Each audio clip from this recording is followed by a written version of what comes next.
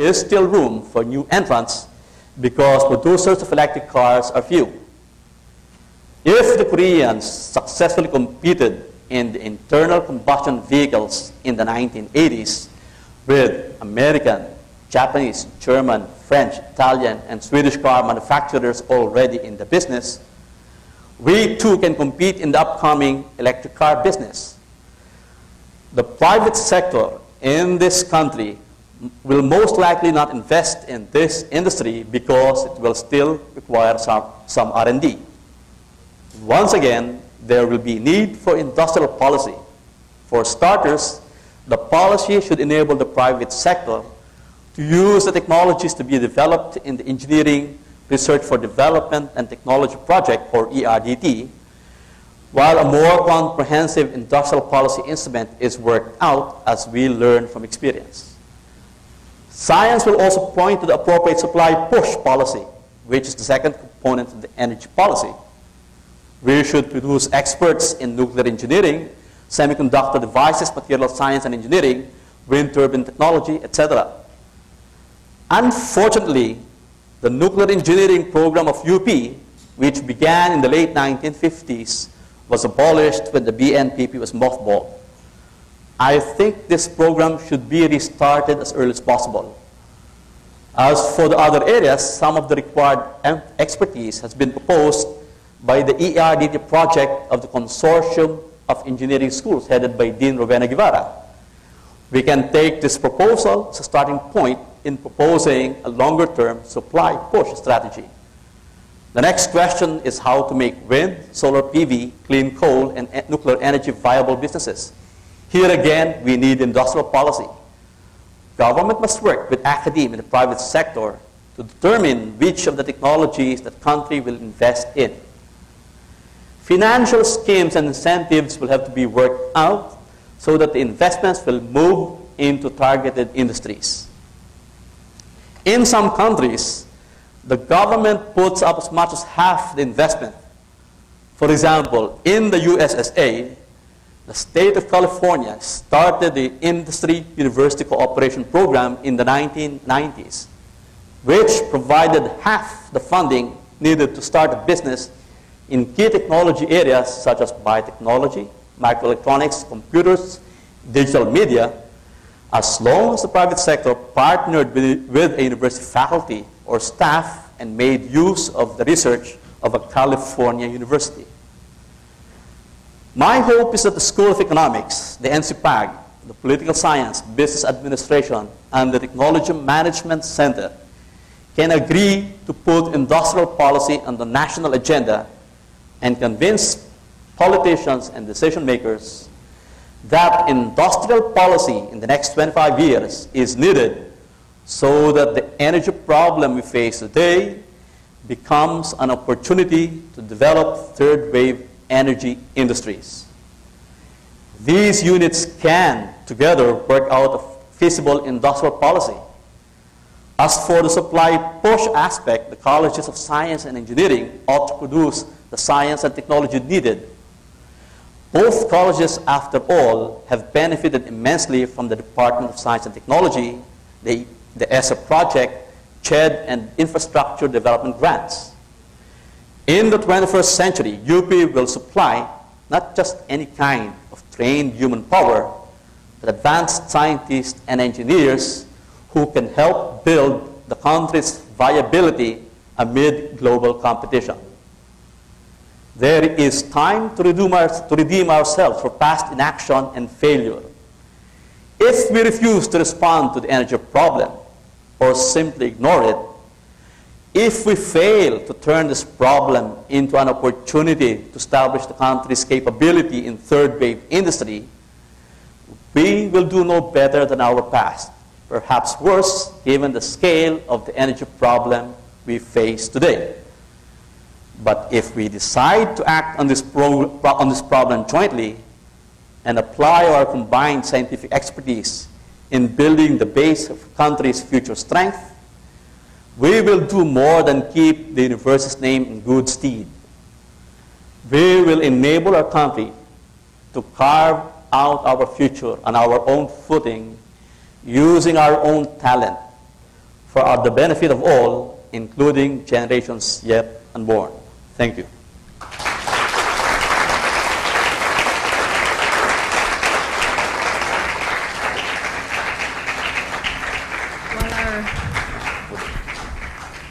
While our lecturer is getting ready to entertain our questions, may we just remind those who wish to ask to please keep the questions short and direct to the point.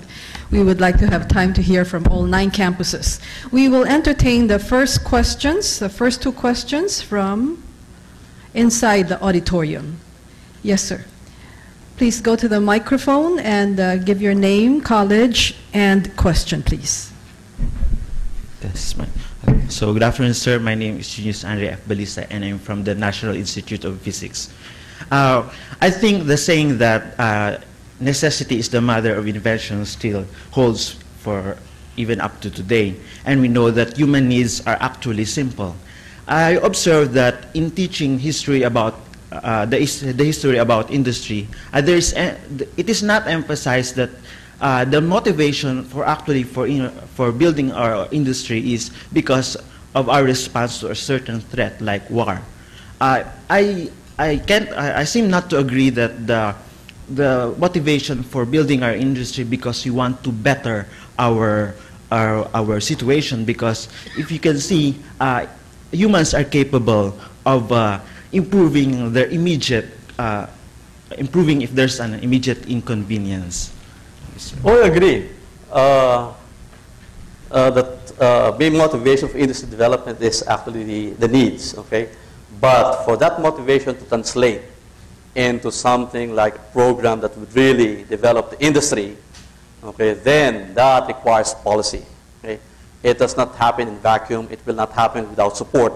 And that support can only come from a conscious, determined decision by those in government to promote industry growth. Okay, I don't think we're less than the South Koreans. We're not as good as South Koreans or the Taiwanese in terms of becoming inventive. Okay, in response to our problems. But the reason that they're able to achieve much more is because their governments adopted correct policies so that this motivation can be given full expression, so that they'll be able to develop products, new services that will make, at the national level, their economies and their businesses competitive. So at the individual level, yes, okay, necessity is a mother of invention. But for that motivation to translate into industrial growth, industrial competitiveness, national development, you need the correct policies for that. And my position is that relying solely on the free market policies will not get us to that stage. Okay? So, individual level, yes, necessity is a mother of invention. Okay? Yes. But thank you, Dr. Magpantay. We have one more question, sir. Good afternoon. I'm Giovanni Tapang from the National Institute of Physics. I agree actually on what Professor Magpantay said, but my question to the speaker is that suppose that we have our national industrial policy, or if you want in your 1970s term, your national industrialization plan. To what direction do we want this national industrial policy to bring to our country? In other words, would it still be to generate exports, or what is the end result that we would want in aiming to build these industries? Thank you. the goal is to improve the quality of life of the Filipinos, okay? And the only way to do that is to generate wealth, okay? And how do you generate wealth? Well, if you look at the history up to maybe about 1980s, it followed the following strategy, okay? From agriculture-led to industry-led to service sector-led economy. As I said in the talk, that no longer makes sense. In this day and age, okay, the focus now is towards everything is a third wave. The more meaningful classification is whether first wave, second wave, or third wave. This day and age, you must move towards third wave agriculture, third wave industry, or third wave services. But still, for your third wave, for you to be able to participate meaningfully in third wave services, you should have a strong industry. Okay, I subscribe to nationalist industrialization. Okay, everyone, all countries, all sorts of other countries in the world subscribe to that. The only question is, what is that industrialization? In the old days, it's heavy industries and all these things. Okay, I'm not sure whether that is right these days for this period. Okay, because of the present developments. Okay.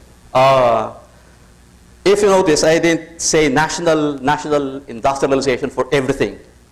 Okay, I began with a specific problem. Specific problem is industry, and industry.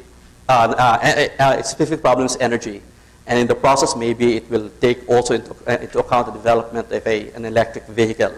I only specified two things. Okay, the reason I do that is because I think national industrialization, okay, is a learning process. As you do it, you learn how to do it properly. If you do it wide scale, all areas at the same time, most probably you're going to fail, and it will leave a bad taste in the mouth. People will not follow you anymore. That's why I tend to focus on just one or two things, and then do it well, and in the process, if the things that we learn there, we could apply also in other areas.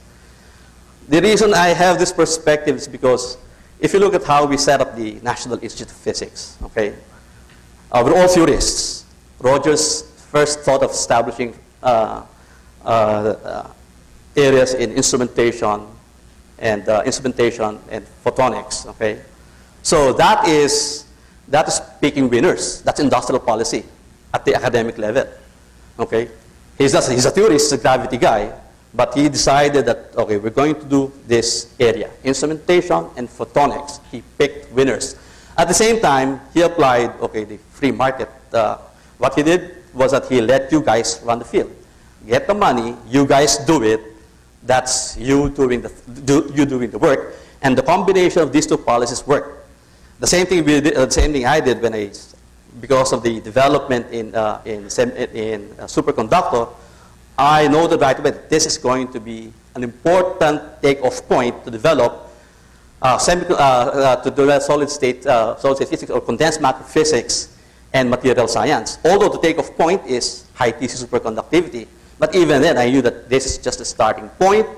Okay, so that is picking a winner, and then the free market policy there is just, well, I just let people there like Roland Sarmago and others take over. Just give them the support, and they did. So it's a combination both of something like an industrial policy and the free market on specific things, so that we will have a good learning experience, so that we could continue. I don't like these grand schemes, everything. Okay, you cover everything, most likely you will fail. Okay, and when it fails, just like what happened during the time of Marcos, and people get disappointed. So I would rather do it, an industrial policy, on a very specific problem. The fact that you chose that field is already an industrial policy. The fact you focus on energy. Anyway, it can easily be justified because it's a crucial problem that we all face. So I don't like your grand scheme, everything covered. I don't think it works. All right, thank you, Doctor. We have UP Manila on queue with the next question. The moderator is Professor Maria Concepcion Cabatan. Please come in.